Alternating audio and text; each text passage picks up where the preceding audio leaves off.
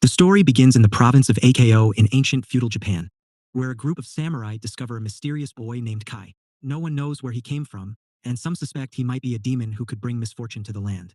Their master, Lord Asano, disagrees and allows Kai to live in Ako, treating him as a child rather than a monster. Asano's daughter, Mika, befriends Kai, and though he grows up as an outcast, he remains grateful for Asano's kindness and Mika's friendship. One day, a hunting party goes out to kill a creature that has been terrorizing Ako. The beast is a massive, six-eyed monster strong enough to toss horses into the air with their riders. During the battle, Yasuno, one of the samurai, loses his sword and ends up cornered. Kai risks his own life, performs a dangerous move, and helps bring the beast down before humbly handing Yasuno his sword. Instead of being grateful, Yasuno sneers that he'd rather have died than be saved by a half-breed. When the rest of the samurai arrive, they assume Yasuno killed the beast, and he silently accepts the praise, taking all the credit. Before they leave, Kai notices a strange white fox watching him, with each of its eyes a different color. In the rival province of Nagato, that same fox appears again and transforms into a beautiful woman in front of Lord Kira. She is Kira's witch spy and reports that their attempt to eliminate Lord Asano has failed. Back in Ako, when the hunting party returns, Mika rushes to greet her father and anxiously asks if anyone is hurt. Asano teases her, hinting she might be worried about someone special. We then learn why killing the six-eyed beast mattered so much. Ako is about to host the Shogun's Great Tournament, a prestigious event where everything must be perfect. Asano is proud of Mika's careful planning and tells her that her late mother would have been proud of her as well. That night, Mika secretly visits Kai, who is badly injured. She tends to his wounds and mentions Yasuno's eyes were full of shame while everyone praised his victory. Kai realizes she knows the truth but tells her to leave, not wanting trouble. He admits he will always love her, yet insists they belong to different worlds. When the Shogun finally arrives, Ako stages an impressive welcoming ceremony. In the crowd, Kai spots a woman who looks disturbingly familiar. She has the same two-colored eyes as the fox from the forest. Recognizing her and sensing danger, he grows deeply worried about the safety of the province. Add to follow-up check sources, Kai brings his concerns to Oishi, unaware that Oishi's son, Chikara, is secretly listening. Kai insists there is a witch among them, but Oishi reminds him that only demons can see through a witch's disguise, basically warning Kai to stay quiet about the mysterious, foxy woman. The next day, festivities resume as Lord Kira arrives. He and Lord Asano exchange stiffly polite greetings, but the hatred between them is obvious. Kira rudely refers to Mika as Asano's concubine. Asano snaps back, correcting him and stating Mika is his daughter. After the performances, it's time for the inter-province combat. Kira's fighter is incredible, drawing gasps from the crowd. Kira taunts Mika, saying he's sure her father's champion is just as impressive. In truth, Ako's camp is nervous. Their fighter is Yasuno, who has just been visited by the white fox and is acting strangely. When Chikara goes to fetch him, Kai urges him to get Oishi instead, but there's no time. If Ako fails to present a fighter, the province faces utter humiliation. Only a samurai may fight, and neither Kai nor Chikara qualifies, but with armor and a mask, who would know it isn't Yasuno? As the impatient shogun demands to know where Ako's fighter is, Kai steps into the arena disguised as Yasuno. His entrance is unimpressive compared to Kira's warrior, yet everyone is simply relieved someone showed up. That relief vanishes quickly when Kira's champion brutally overwhelms Kai. A crushing blow knocks off his mask, revealing his face to the entire arena. The crowd gasps. The shogun strides down, takes one look, and declares that Kai is no samurai. He orders the other fighters to kill him on the spot. Mika panics and throws herself in front of Kai to shield him. Lord Asano begs mercy, taking full responsibility for the deception, insisting the fault is his. The shogun, mercifully, reduces the sentence from death to a public beating. Later, in Kira's chambers, the witch discusses their plan to seize Ako from Lord Asano, saying now is the perfect moment while he is distracted and disgraced. Together they perform a dark ritual that conjures a bizarre spider. Naturally, it has many ominous eyes. The spider is another six-eyed abomination. Now it's clear where the earlier beast came from. It crawls across Asano's lips and infects him with a purple toxin. Under its influence, Asano hallucinates that Mika is being assaulted by Kira. He draws his sword to protect her, but while the vision is fake, his attack on Kira is very real. Samurai rush in to restrain him while Kira plays the innocent victim. Oishi briefly sees the haze lift from Asano's eyes, realizing something is wrong. In a private audience, the shogun sentences Asano to death for striking a guest of high rank. Because of Asano's status, he's granted the honor of committing seppuku instead of facing the gallows. Later, Asano tells Oishi this is better than public hanging. Oishi protests it's unfair because Asano was being controlled, but Asano only cares about preserving Ako's honor. He asks Oishi to act as his second. While saying farewell, he tells Mika not to let anyone see her cry. At a sacred spot, Oishi cleans the blade and stands by as Asano takes his own life. Kai, still recovering, watches with the other guests as their lord dies. The samurai burn for revenge, but Oishi stops them, warning that an uprising now would doom not just warriors but farmers and villagers. Their duty is to protect the province first. Mika begs the shogun to let her govern AKO as Asano's only child until she marries, not realizing the outcome is already fixed. The shogun declares that Lord Kira will now rule AKO and that Mika will have 1 year of mourning before being forced to marry him. He then strips Oishi and the others of their status, declaring them Ronin, masterless samurai, and explicitly forbids them from seeking revenge. Kira's first act is to banish the Ronin from their own lands and promise to hunt and execute any who return. Mika is horrified, but it gets worse. Kai is dragged in on a chain so Kira can taunt her, telling her to take one last look because she'll never see him again. Kira then orders one of his men to take care of Oishi, whom he does not trust. Oishi is thrown into a deep pit and left there for an entire year. Eventually, on a stormy day, he is hauled out and dumped on the ground, weak and filthy. His wife and son, Chikara, rush to him, feeding him and explaining what's happened. His men have scattered, and Mika has been taken to Kira's castle to prepare for the wedding as her mourning period ends. When Oishi asks about Kai, Chikara tells him Kai was sold as a slave to a Dutch island. Once he's eaten and regained some strength, Oishi stands up and orders Chikara to get 3 horses immediately. Before his wife can argue, he tells her she must publicly claim to be divorced from him. It's the only way to protect her from the dangerous path he's about to take. Oishi says goodbye to his wife, gives Chikara instructions, and rides off with 3 horses. He finds Kai in a horrific state, forced to fight brutally in a pit to entertain drunk gamblers. To reach him, Oishi enters as Kai's opponent. Kai has been beaten into a mindless fighting machine and does not even recognize him. Oishi keeps saying, "It's me." But Kai swings his sword at his neck like a zombie. Only when Oishi shouts Mika's name does Kai snap out of it. They escape the pit under gunfire from Kai's handlers. Once safe, their dynamic has clearly changed. Kai is no longer a timid outcast.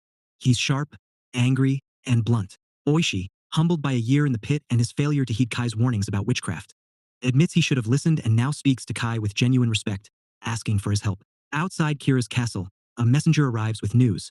With help from a samurai, Kai has escaped the Dutch island.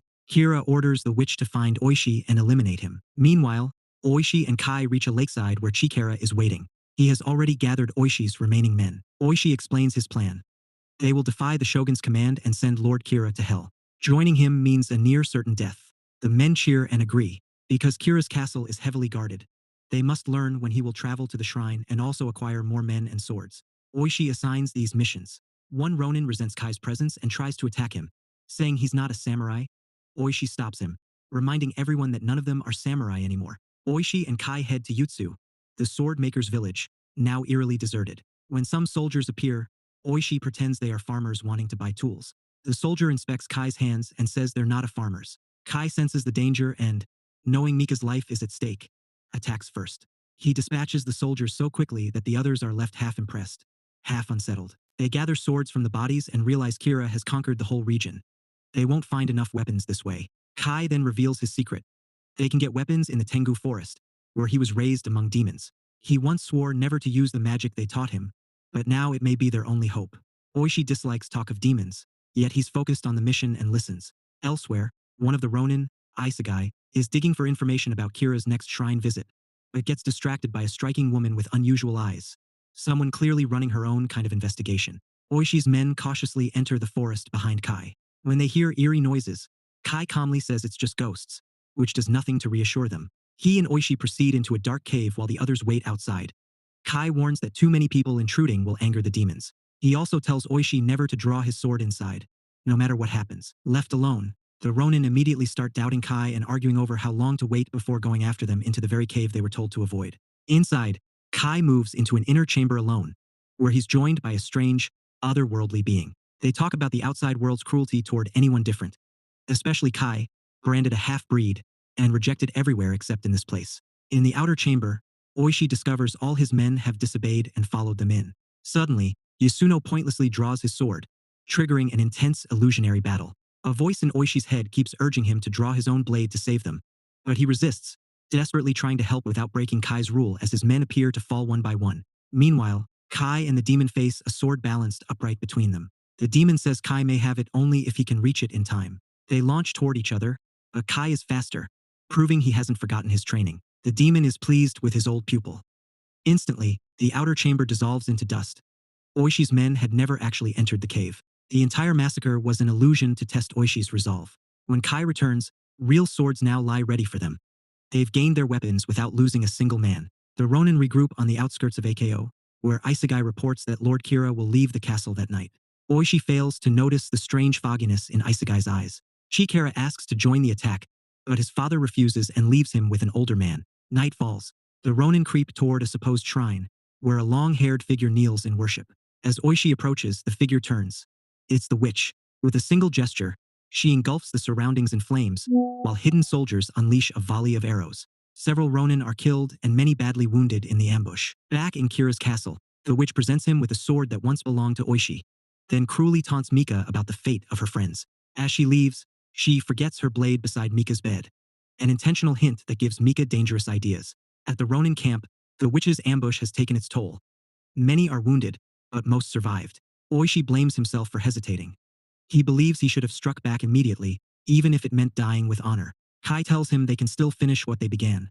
Kira now believes they're all dead, which gives them an advantage. The next morning, a traveling convoy passes by. Kai recognizes the performers as the same drama troupe that once entertained in AKO. When the Ronin stop them, the actors explain they're on their way to perform at Kira's wedding. The Ronin quickly form a new plan using the troupe's disguise, knowing there's a good chance they won't return. They write down their story so future generations will understand their motives, and everyone signs it, including Kai, who is now fully accepted. Yasuno even apologizes for the six-eyed beast incident and gives Kai a second sword, acknowledging him as a samurai at last. That night, Kira's castle is crowded with guests and soldiers. The drama troupe is waved through the gates, no one spotting Oishi hidden among them. At the same time, other Ronin scale the walls, silently eliminating guards and replacing them at key posts. When the show begins, fireworks and stage effects dazzle the audience. Only the witch senses that something is off. Once every Ronin is in position, Oishi gives the signal and drops his disguise, lunging at Kira.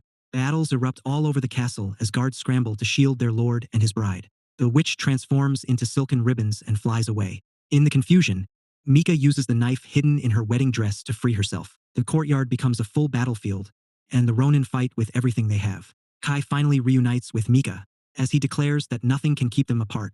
The witch reappears and proves him wrong. With a swirling motion and a deep breath, she transforms into a massive dragon and unleashes flames at Kai. The Tengu sword deflects the fire with supernatural ease. Elsewhere, Oishi and Kira face each other separated only by a thin wall, which they tear down as they clash, wrecking rooms in their wake. During the dragon fight, Kai drops his sword, but when he sees Mika in danger, he embraces his demon-trained instincts. Snatching the blade back from the ground, he leaps high over the dragon's head and delivers a fatal strike. The dragon crashes down and slowly morphs back into the witch's human form before dissolving. Inside, Oishi finally defeats Kira and dedicates his victory to Lord Asano. He takes Kira's head as proof, then climbs to the rooftop and displays it to everyone. Instantly, all fighting stops. Kira's former soldiers drop to their knees and bow to Oishi. The 47 Ronin, plus Mika, return to AKO and visit Asano's grave, where Oishi lays a sword and announces that their lord has been avenged and can now rest in peace. Sensing that peace, the shogun soon arrives in AKO. Reminding them he had forbidden revenge, he nonetheless allows the Ronin to die with the same honor as Asano, by ritual suicide, and to be buried beside their master. The men prepare for seppuku. Partway through, the shogun halts the ceremony and spares Chikara so that Oishi's bloodline may continue. The remaining 46 Ronin die together, their story becoming a lasting legend of loyalty and honor.